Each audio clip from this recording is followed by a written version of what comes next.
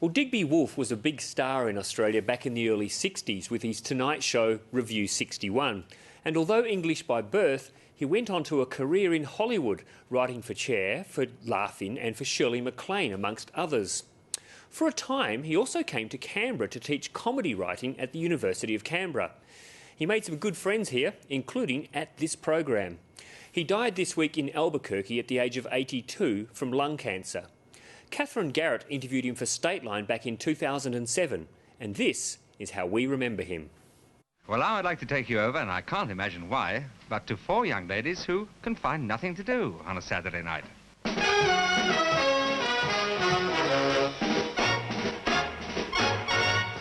night is the loneliest night in the week.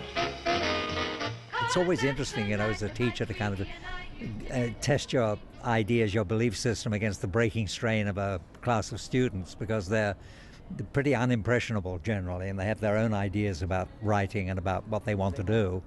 And I find that exciting in a way. Noel Coward, when asked by an actor about a line that he'd written, had the memorable reply, which was, "Speak the lines and don't bump into the furniture." And now, before we leave Telemelody of 1938, let's bring you the big hit song of that year, a song I'm sure they'll all still be singing in 1961. So come along now, everybody sing!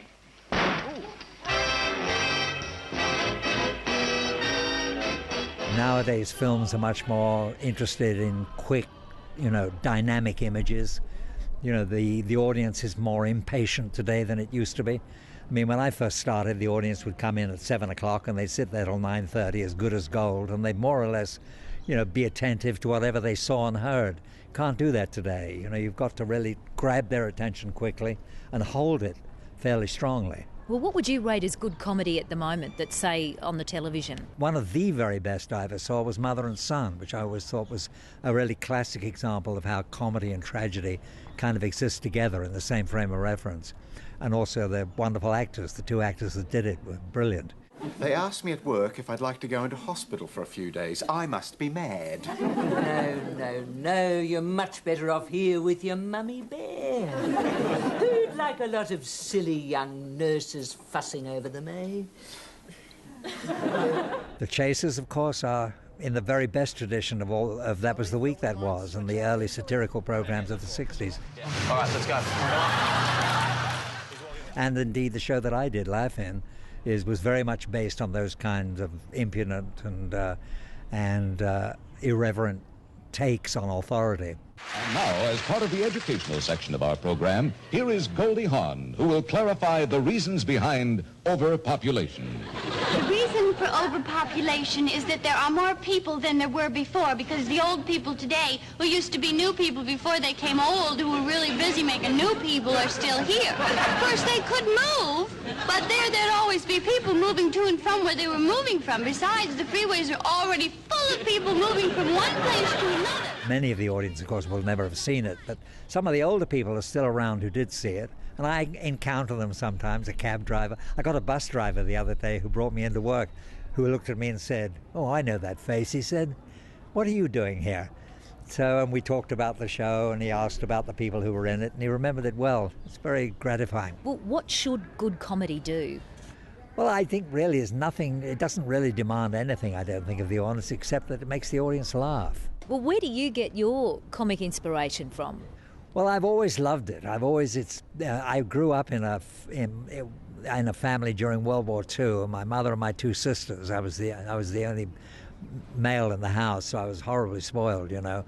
But during World War II, there was a tremendous amount of comedy about. The war had something to do with it. You know, they knew the comedy shows kept up the morale of the people and this kind of stuff. And there were some great comedy shows on the air in those days. So I was really raised on a particular kind of broadcast comedy. And I knew I loved it right away. I used to listen to these shows and I used to think, well, I think I can do that.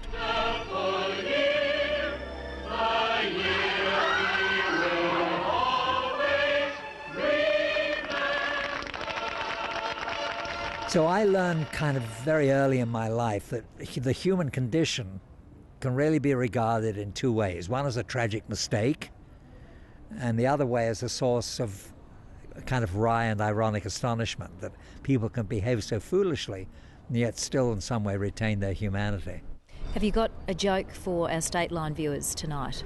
Yeah, the first joke I ever heard was by an American comic called Fred Allen. He was a kind of a really witty man, you know, and he told this joke. And this is the joke that I heard that made me think, oh, I think I might be able to do that. It's a fairly innocuous joke, but I'll tell it to you. He said this farmer had this cornfield, and the crows were coming and stealing the corn. And he was just desperate. He didn't know what to do about it. So he went and found the most frightening scarecrow he could find and put it in the field, and it worked. The crows not only stopped stealing the corn, they brought back the corn they'd stolen the previous week. And that's the joke. That was the joke. Thank you, Digby Wolfe. Thanks for talking to You're Stateline. most welcome. I don't get it. I don't get that. But he's a lovely man. He was a lovely man.